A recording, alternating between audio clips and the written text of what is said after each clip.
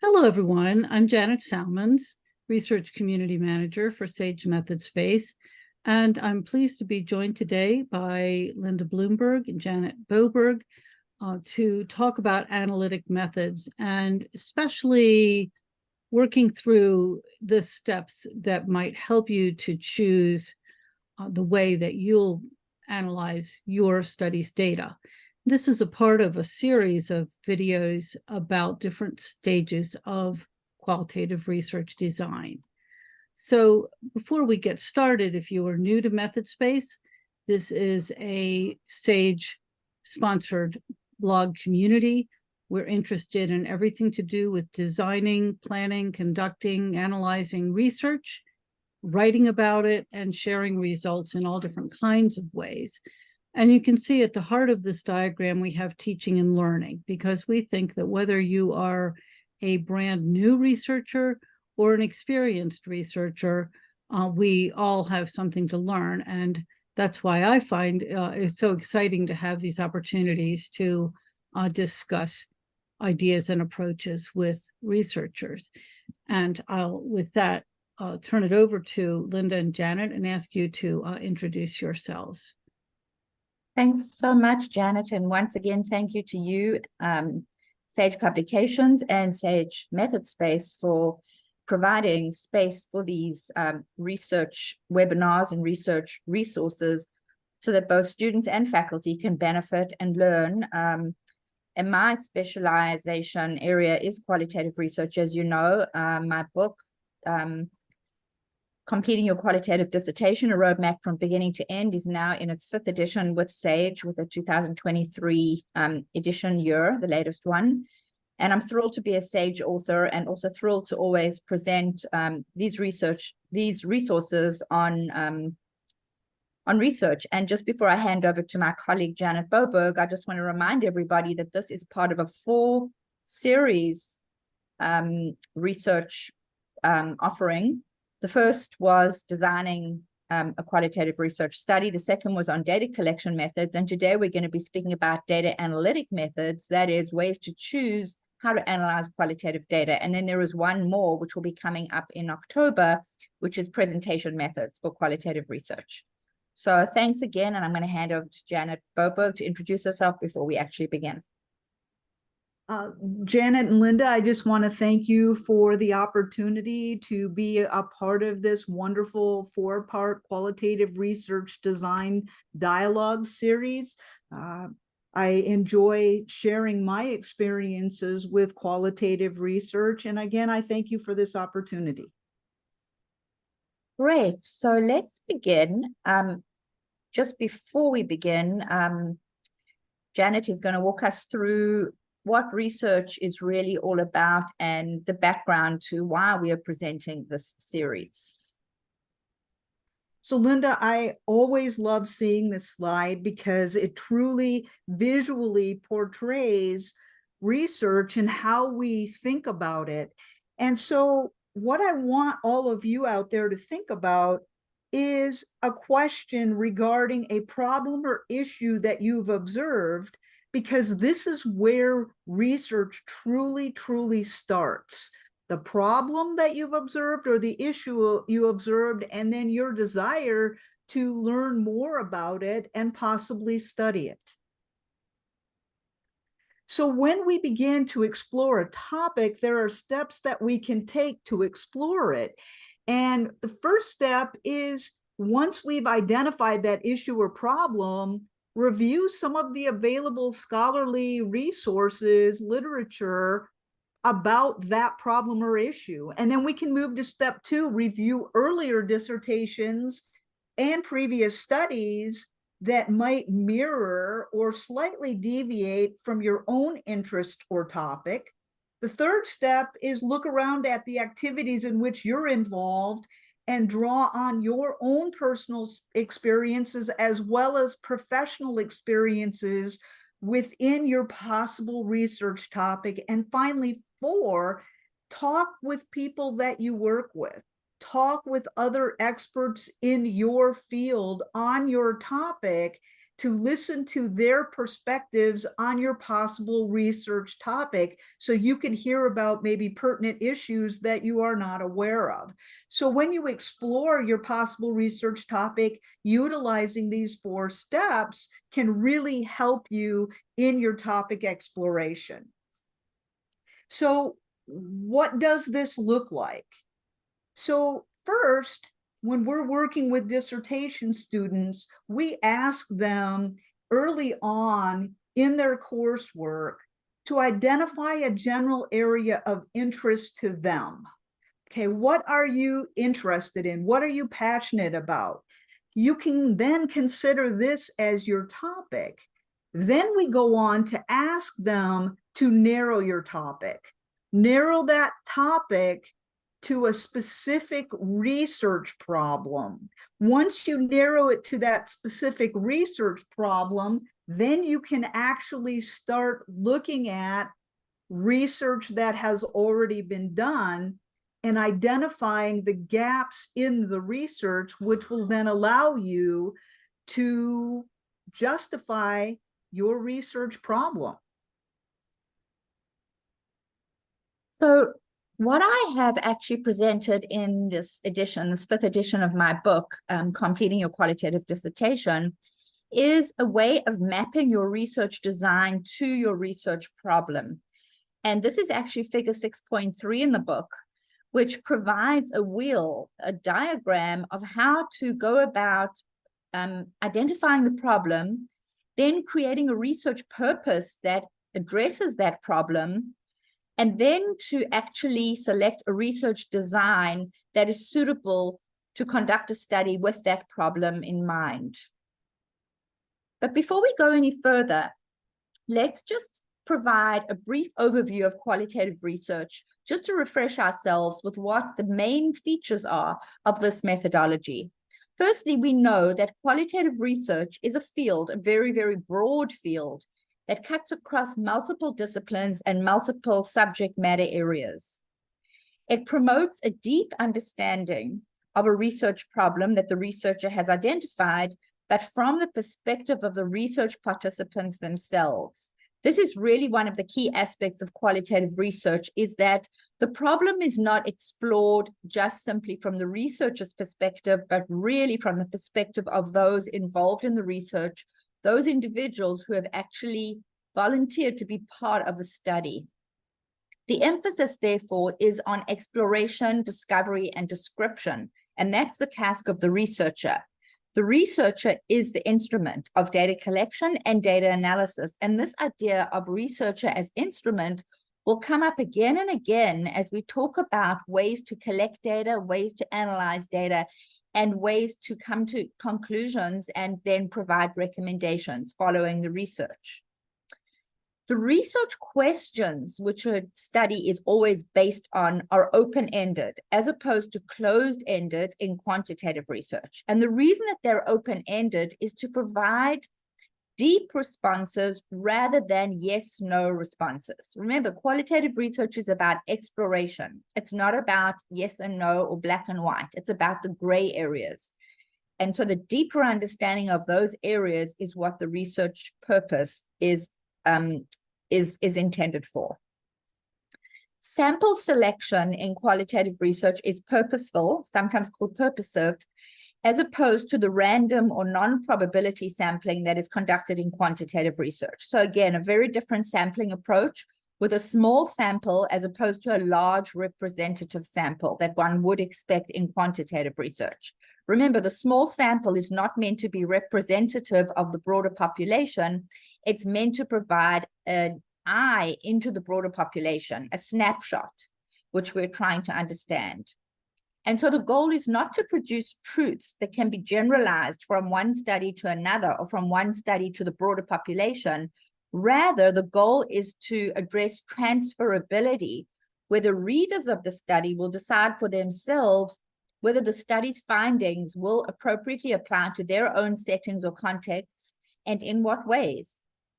And so with all of this, the qualitative researcher is expected at the very highest level to be transparent about their positionality what they bring to the research, what their biases are, what their assumptions are, because all of this, their positionality, shapes the research process right from the very beginning, from the way the study is set up, the way that the research questions are crafted, and right up until the end, where the data is collected, analyzed, and finally interpreted.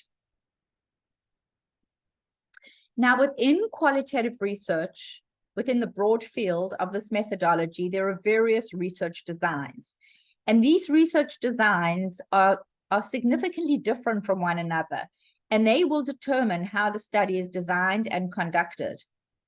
The research designs are derived from either research methods, such as in the situation with case study, which is a method as well as a design, or from a philosophy, such as phenomenology. Phenomenology is both a philosophy and a research design, or it can come from theory, as in grounded theory, which again is a theory in itself, a theory of data analysis, or a qualitative research design.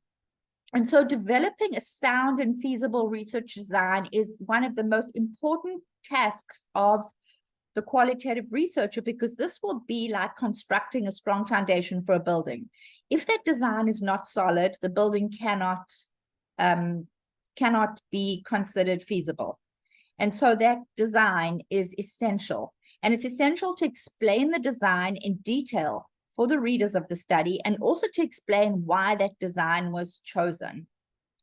Now, remember, each design encompasses specific ways of identifying and addressing a problem, of setting up the study, and collecting, analyzing, and finally presenting the data. And with that in mind, the researcher needs to be certain that the methods of data collection and the methods of data analysis will apply to their selected research design. So there's a really careful process that goes on in designing a study, where the research problem, purpose, and research questions have to be taken into account in selecting a design. So design is not just haphazardly selected. And we're going to be talking a little bit more about this in today's presentation. In past presentations, we spoke about how the research design very, very, very clearly determines how data is collected.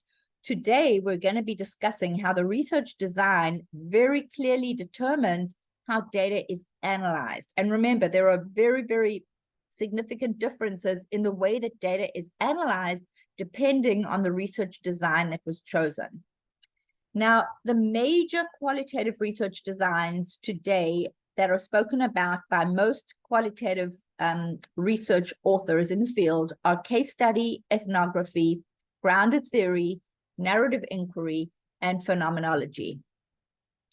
And just before we go any further with those designs, I just want to make one final point, which is about methodological congruence or alignment.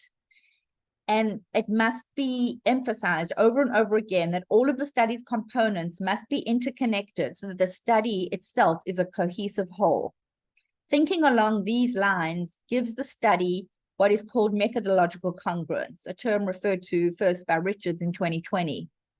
The methods that a qualitative researcher chooses are informed by the specific design that is chosen, and a solid rationale for the choice of data collection and data analysis methods must be provided by the researcher. This is critical. In other words, it must be made very clear to the reader of the study why the specific design was chosen to begin with, and then how the different data collection and data analysis methods fit with that research design. Because all of this indicates that the choice of methods of data collection and data analysis are firmly grounded in the chosen research design.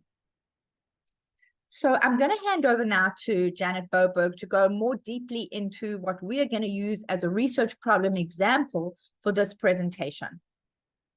So for our series of presentations that we have done and are doing for SAGE, we decided on the following topic and problem that we're going to take through this process today, specifically looking at data analysis. So the research problem is that research indicates that significant numbers of students in doctoral programs complete all the coursework requirements, yet don't go on to complete the research or produce their dissertation. Hence, despite their significant investment in time, money, and really time away from loved ones as well, these students never ever receive their doctoral degree and remain in a status that is called all but dissertation, or ABD. So our research problem that has been supported by the literature is that a number of doctoral students pay the money, take the time, their blood, sweat, and tears, so to speak, in completing all their coursework for their dissertation, but never finish the research study and complete their dissertation. So now that we've looked at the problem, let's look at a research purpose example that aligns with the all but dissertation problem. The purpose of this study is to explore the experiences of doctoral candidates regarding why they have not managed to complete their dissertation, hence remaining ABD.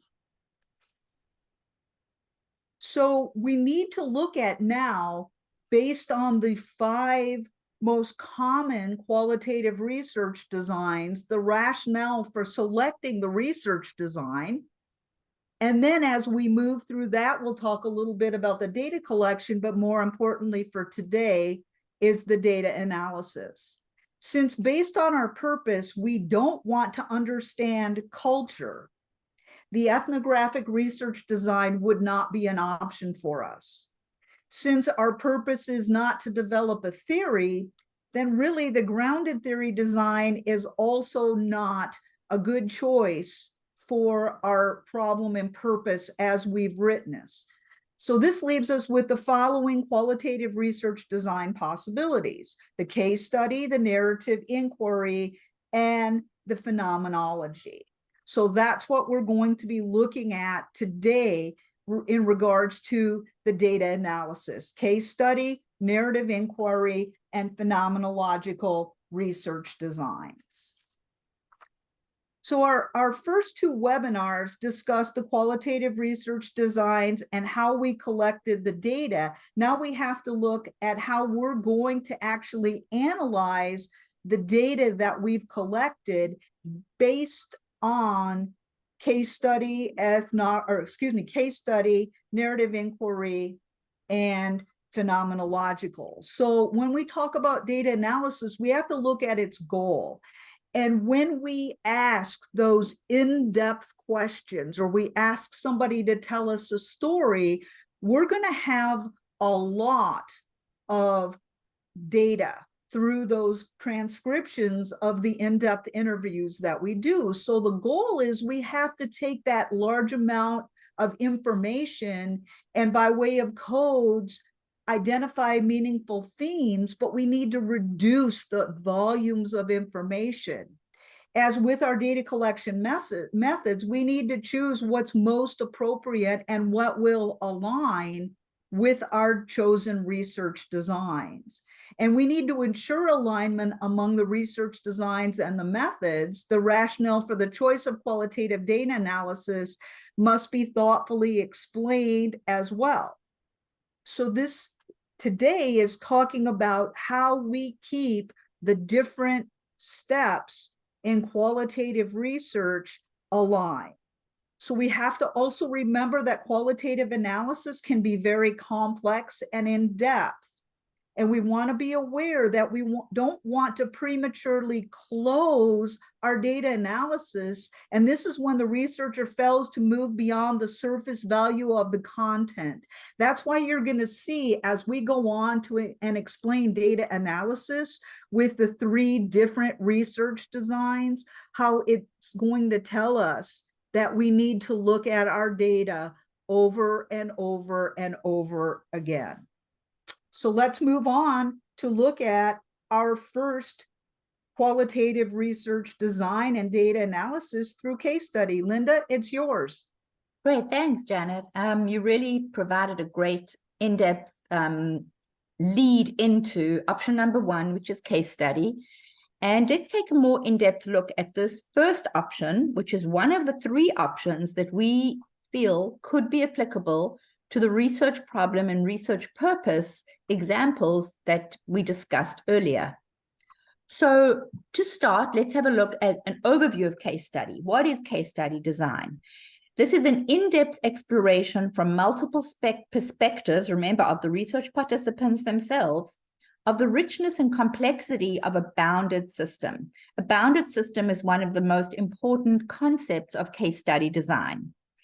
The bounded system can be a program, an event, an institution, an organization, or even an entire community. Case study design is selected to examine a process rather than outcomes, and the goal is discovery rather than confirmation. Yin, who's one of the key proponents of case study research, categorizes case studies as exploratory or descriptive, where exploratory is used to explore those situations in which a phenomenon has unclear outcomes or processes, and descriptive is used to describe a phenomenon in the real life context in which it occurs. Stake, one of the other key proponents of case study research, along with Yin, identifies case studies as intrinsic or instrumental, and a primary distinction in designing case studies is between single or multiple case studies. An intrinsic case study is used when the intent is to better understand the unique or specific aspects of a case. An instrumental case study is used to accomplish something other than understanding a particular situation, including gaining deeper insight into a broader issue. And multiple case study design is used for purposes of cross-case analysis to compare, contrast, and synthesize perspectives regarding the same phenomenon, but with different cases. So, regarding our presentation today, the purpose statement is slightly different to what it would be for the other research designs, being phenomenology and narrative inquiry. And you'll see this as we move into those other designs. Because remember, a purpose must be specifically crafted so that the design that is chosen fits that purpose. So an appropriate purpose for case study design will be worded like this. The purpose of this qualitative exploratory case study is to explore the perceptions of doctoral candidates regarding why they did not complete their dissertation. And then one of the research questions could be, what explanation do doctoral students offer for not completing their dissertation? Now, just remember this purpose and research question, because when we come to the other research designs, you will see how these statements, the purpose statement and the question, are going to change slightly to fit a different design. Now let's dive into the actual methods of data analysis that would be used in case study design. Firstly, data analysis always, with all methods, with all designs, is an iterative and recursive process. The process can be manual or can be done with the use of software. Now remember, software performs mechanical sorting and categorization functions, but the software cannot interpret the findings. Only a human being can do that. So the researcher as instrument, that qualitative researcher, is the individual that will conduct the function of interpretation. In addition to thick, rich description, the researcher's personal reflections contribute to the overall understanding of the case. And the researcher's role in case study design is to immerse themselves in the data to determine what the findings mean. Now, there are various different analytic methods that can be used with case study design, and this includes thematic analysis, content analysis, text, discourse, or visual analysis. And the goal with all of these different forms of analysis or methods of analysis is to develop codes and then themes. Now, there are different coding techniques. Let's look at codes before themes. Codes can include the analysis of specific words.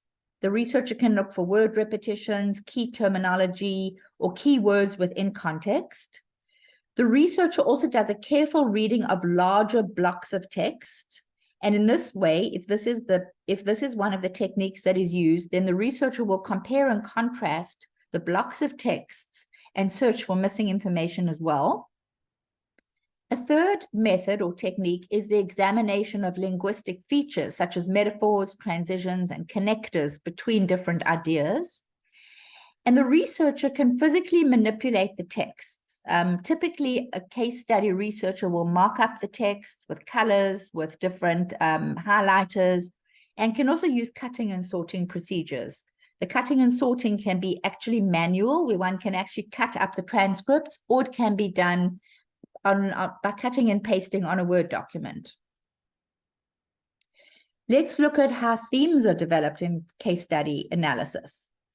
Groups of codes will create categories, which are essentially the study's themes. Often students get caught up with the wording. Coding comes before themes, but themes can also be called categories. Categories or themes are groups of codes. Coding the transcript quotations means that the quotations then become sorted and organized by way of interview questions to identify themes under each of the interview questions. Remember, all the individuals in the case study are asked the same questions. And so if the researcher organizes the transcripts by way of the questions, they can identify the themes that align to these interview questions.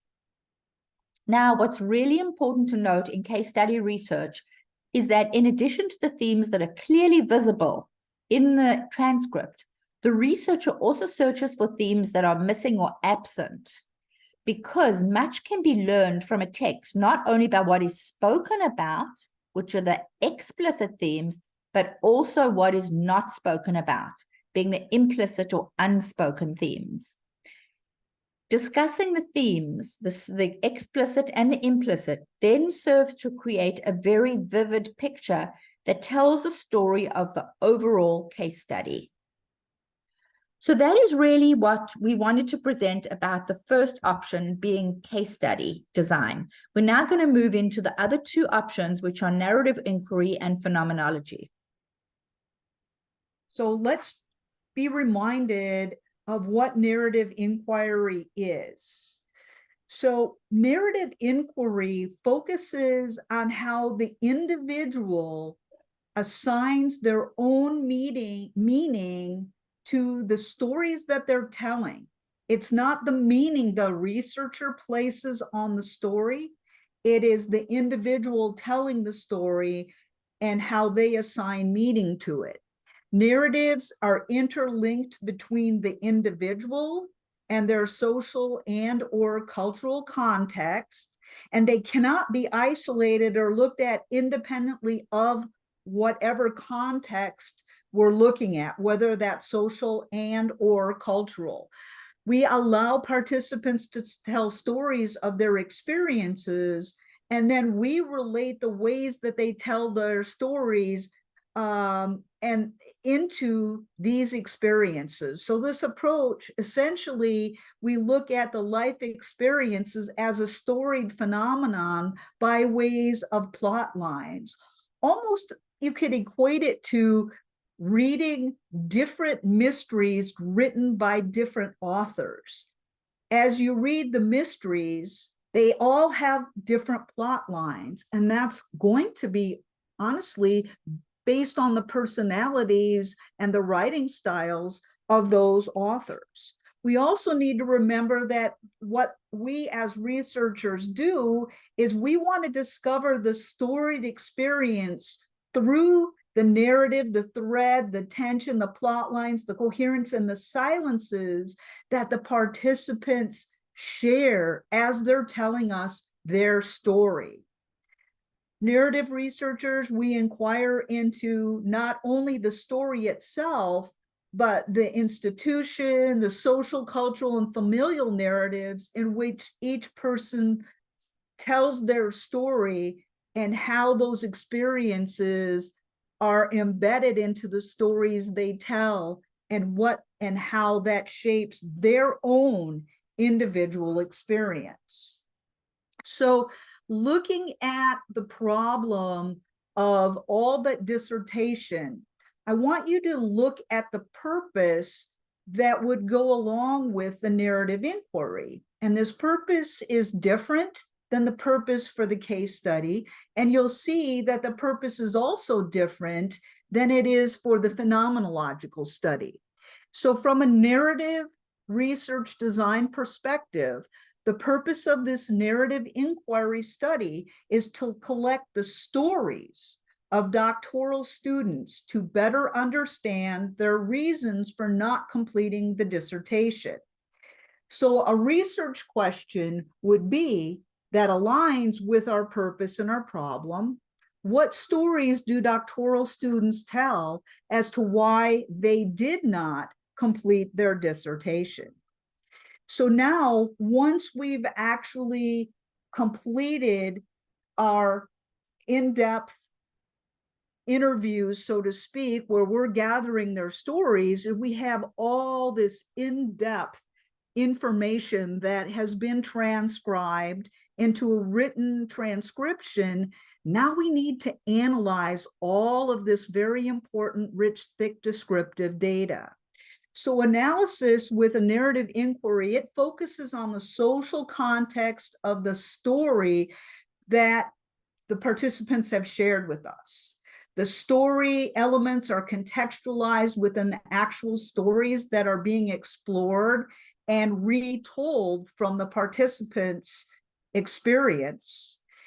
What is really important in the story elements is the chronology versus the central, or is central, I should say, into this inquiry, as it allows participants to recall specific places, situation, or changes within their life histories. So I just want you to think about the example I provided a little bit earlier about how authors who write mysteries use it from their own writing perspectives.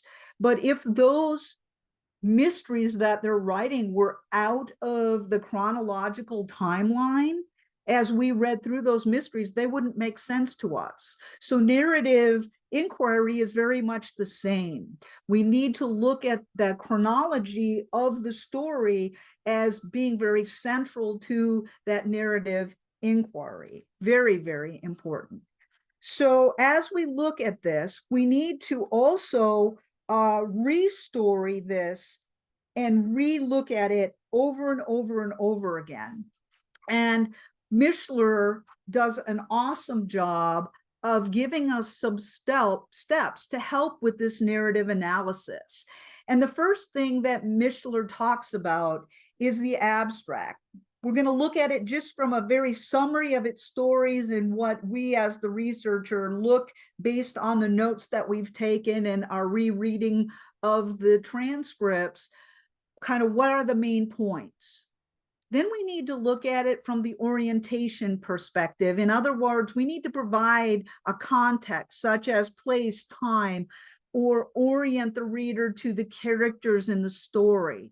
Then 3, we need to look at the complicating action, which is like a skeleton plot, or the event that causes a problem for one to ask the question about. In our case, all but dissertations. Why did they not complete it? Then we evaluate, look at the evaluative comments on events, the justification of its telling, or the meaning the teller gives to the event. And you can do this through looking at the transcripts and listening to the audio transcripts to see where that individual, the participant, puts meaning on pieces of their story. Then we look at the result or resolution and how they resolve the story or conflict. And that's kind of getting to the end of them telling us, why did I not finish? And then coda, and that's bringing the narrator and the listener back to the present after we've allowed that individual to tell their story, and in this case, about why they didn't finish their dissertation. So that is narrative inquiry and how we look at data analysis. So now let's look at the phenomenology with respect to the data analysis, but I want to give you a brief review of what a phenomenological study is. So phenomenology is a philosophy as well as a research design in its own right. And it's first talked about by Husserl, a researcher by the name of Husserl. So we, when we're completing a phenomenological study, need to understand not only the design, but understand the underlying philosophy and why that's so important to the design. The goal of a phenomenological study is to understand the meaning of a lived experience of others, to identify really the essence of their human experience. And I want to give you an example that I've given before. If you wanted to do a study about the individuals that were in the footprint of the Twin Towers on September 11th, 2001, and let's say you chose 12 individuals to do a phenomenological study with who were in that footprint when the planes went into the Twin Towers, you're going to ask them to tell you their lived experience of that event. So they have a single event in a way in common, but how each of them lived that experience may be different. And that's kind of what we're looking for in a phenomenological study. So while case study focuses on gaining a better understanding of the case, the narrative focuses on a life story or a long story about an experience. The phenomenological study looks at studying the individual's lived experience in one setting to better understand the essence of their experience. So it's not on the participants themselves or the world that they inhabit, but how both of those are interrelated based on that specific event. So when we look at a phenomenological study, next slide, please. Oh, okay, thank you. We ask the researcher to bracket their own experiences and beliefs to better be able to understand the participant's experience. So let's say I was the researcher in the 9/11 experience, and I was also in the footprint of the Twin Towers when the planes crashed into the Twin Towers. I need to do an interview, at least one, if not two, if I'm doing a dissertation with my committee members, to understand my own experiences, my own beliefs, my own biases regarding that particular event. So I'm aware that I carry these. And what this allows me to do then, when it's brought to my attention that these are my experiences, my beliefs, my perceptions, my biases, I can suspend that and focus solely on allowing the participants in the study to tell their lived experience. The challenge of this is that I need to be transparent to myself and allow whatever is before us in consciousness to disclose itself. So I see that, and I am able to set that aside and allow the participants to actually tell their story. So bracketing allows the researcher to keep an open mind and listen receptively to participants' descriptions of the phenomenon that they're telling the story about. So when we look from a phenomenological perspective, which is different than the narrative and different from the case study, our purpose is going to change slightly, as well as our research question. So going back to all but dissertation, let's look at the purpose. The purpose of this phenomenological study is to understand the lived experiences of doctoral students who made the decision not to complete their dissertation. And my research question would be, what lived experiences in a student's doctoral program led them to decide not to complete their dissertation? So let's look at how we analyze the data. So the researcher needs to look at the phenomenological reflection to be able to grasp the essence of experience. So what we're doing is we're reading the transcripts, we're listening to the audio transcripts, or rewatching the video transcripts over and over and over. And what we're trying to do then is locate significant statements. From those statements, develop meaning units and core themes in a way kind of like case study. But what we're doing is describing what the individual has experienced within the context of their experience.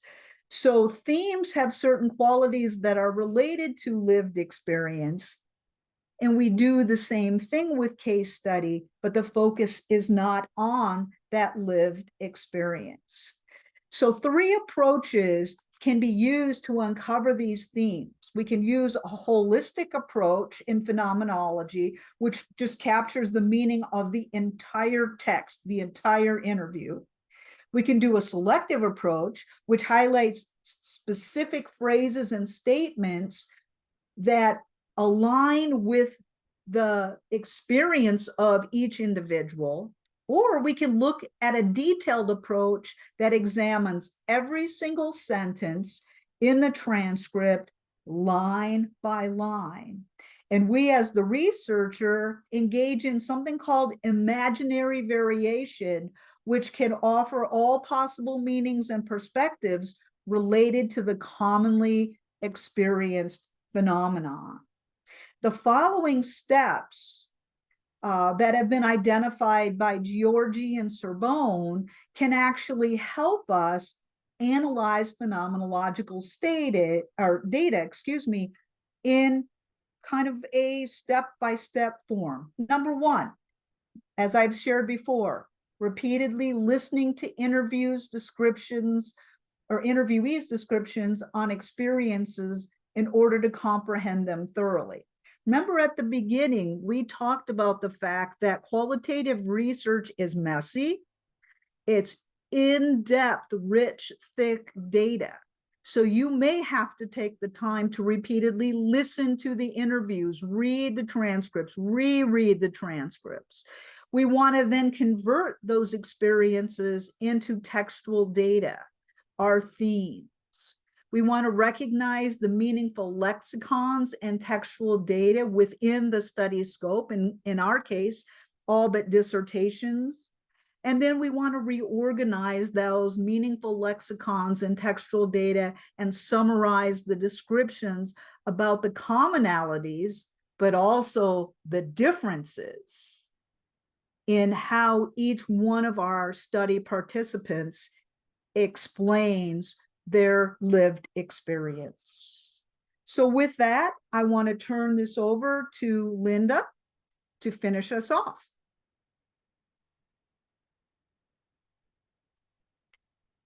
Thanks for those very comprehensive descriptions of phenomenology and narrative inquiry. And I think it should be very clear to the listener now how these very different designs, case study, phenomenology, and narrative inquiry, all of which are appropriate for our research problem example of ABD, all but dissertation, are designed in such different ways to collect and analyze data. Now, all of the information that was mentioned in today's presentation, along with other sources that were cited, are from my book, Completing Your Qualitative Dissertation, A Roadmap from Beginning to End, which is a SAGE publication. And all of the different references that we referred to in today's presentation are also listed here for the reader's use, so that you should please go in and explore some of these if you want to dig deeper into any of these research designs. Just before I hand over to Janet Selmans from Sage Method Space, I just want to remind readers that this was part of an interactive dialogue series on qualitative research designs. And this was number 3 in the series, dealing with analysis. The next and final resource will be on presentation methods, how to discuss, explain, and share qualitative research findings. And we hope to see many of our readers there as well. So once again, thank you so much to Sage and Sage Method Space for giving us this opportunity to present on topics related to qualitative research.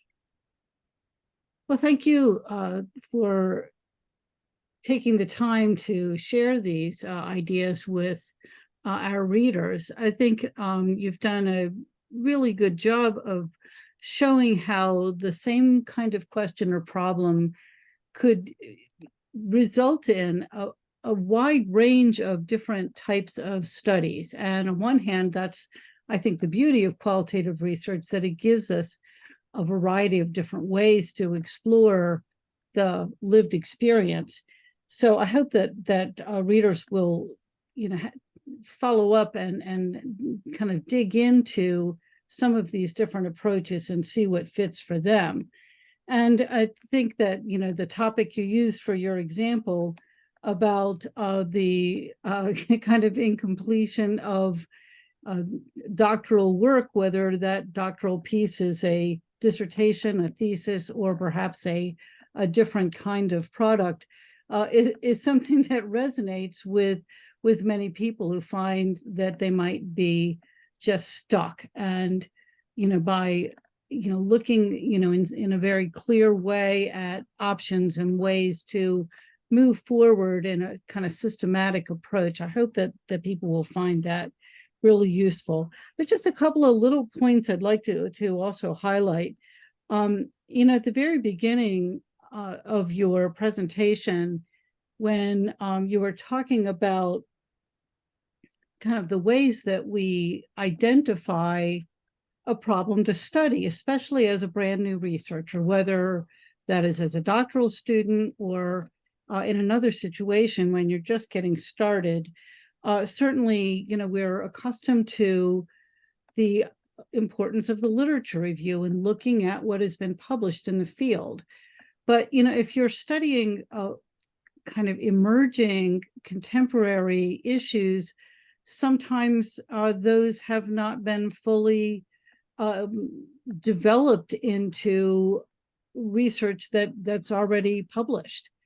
And so I like the way, you talked about the importance of just, talking with people in your field or people who work in this area. And I want to just really emphasize this, especially to new researchers who may be viewing this. One option would be to look at professional societies in your field. And especially if you're a student, you can use a student membership option to explore a couple of different societies at a very low cost, or perhaps even participate in some things free, and hear what people are talking about now. What's the research in progress? What are the problems people are identifying and beginning to look at? Who are they? Can you introduce yourself, which I know sometimes can be intimidating as a new researcher, but believe me, everyone is happy to find someone who demonstrates an interest in the topics that interest them. So, kind of pay attention to what those hot topics might be. If you can't attend that kind of face-to-face conference or meeting, in this day and age, as we can see today, we have webinars, blog posts. A lot of journals today have blogs in addition to their kind of more formal publishing, where some of those new topics and new issues are discussed. And then, depending on what field you're working in, perhaps looking at the professional publications in your field. So, if those topics are not being, have not been fully, researched and gone through the peer review process to get published, they may be surfacing, in the discussions that professionals are having, practitioners are having, what they're encountering. So that's kind of going a little bit beyond thinking particularly about the analytic stage, but just was something that really struck me about your introduction. Is there anything that you would like to add to that? Nothing more from me, Janet. Thanks. I think you encapsulated that very well. And that is really that the dialogue around the topic, the dialogue around the proposed research problems is so important, because as you say, there are so many emerging ideas these days that may not already have a lot of research around them. And so these are called like cutting edge or innovative areas that people should be looking at. And the lack of literature itself is not the research problem. We need to always remember that. The research problem is an actual problem out there in the world that is deserving of study. But the fact that there's not a lot of literature still gives those topics a lot of weight. And it's a great time for people to dig into areas that have not been well researched. And talking to colleagues and attending conferences and professional associations is an excellent way to start getting traction and to start better understanding these areas that are emerging. And I think, those kinds of conversations and attention to, the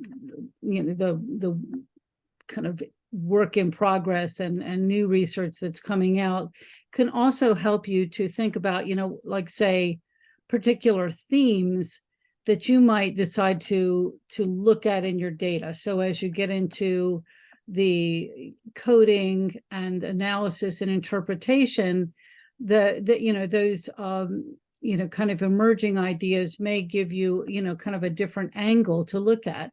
And, all to just emphasize, just as we're having this conversation today, I think as a new researcher, you may think, well, this is, my individual campaign to do this study and finish my degree. And this is an independent activity I'm going to engage with. But the work of research is really a broader community, becoming a part of that community and finding potential collaborative partners. So once you've finished your academic work that you have to do on your own to get your degree, you find your kind of partners and people of like mind who can either just someone you can bounce ideas off of or perhaps do research with later on. The one other point that I wanted to just emphasize, especially at this time when it seems like every other thing I see online it has to do with AI and all of the technologies and the tools, and we are all enthusiasts for using technology. But there was a point you made somewhere in your presentation about, well, the interpretation this is a human activity. And so I think, as for viewers of this presentation to, yes, make full use of the software and the tools that are available to help you work efficiently and to, get things done more quickly. But don't forget that, it's the interpretation, the finding meaning and identifying the new questions that come out of your study that really depend on your critical and creative thinking. And I just want to add one thing to that, and then I'd love to also hear if Janet Boberg has anything to add. But I want to just say that one should never diminish that a research study may not produce groundbreaking information. That's not required. In fact, replication studies are also acceptable. So the point I'm trying to make is that any research study, albeit a dissertation or a master's thesis or even a project, should be with the purpose of contributing to the existing body of knowledge, however big or small that body of knowledge is. And so you become part of a broader conversation as the researcher. And that really is the purpose of research, in addition to the fact that I really believe that the knowledge that is contributed by any study should be of practical applicability or theoretical applicability, but it should be able to make some difference out there in the world. After all, why are we conducting research? We're conducting research to make a change, small or big. Even in one person's life, that would be considered a great achievement. So we're looking to make changes in the way people think, the way people understand, the way people perceive ideas and issues, and the way that people will take what you've studied and embed it or apply it in their own context, be it personal or professional. That would be of great value and an important contribution of any research study. Is there anything you would like to add, Janet?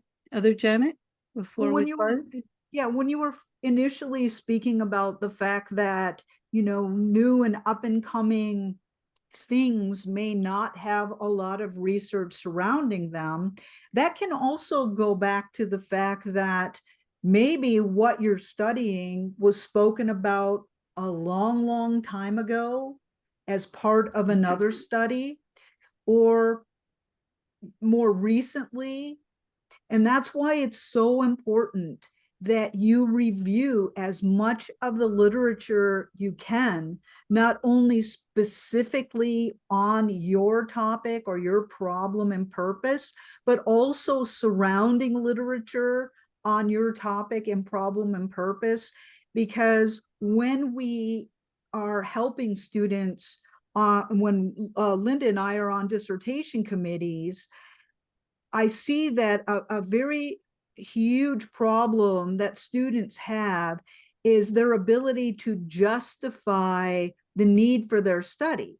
And we tell them way early on in their coursework in a doctoral program that you need to look at what research has already been done, what that research tells you, and what they say, those researchers say, still needs to be studied, as this will give you the justification for the need to complete your study. And as Linda so eloquently stated, to advance the knowledge on the topic, maybe not make some groundbreaking discovery, but advancing the knowledge on the topic is just as important. Well, thank both of you for taking the time to explain some really, I think, fundamental ideas that will hopefully be of use to our readers. And we will see you for the next part of this series before too long. And if you're watching this on YouTube, please visit us at methodspace.com, where you'll be able to find all of the preceding parts of this series and additional resources on these topics.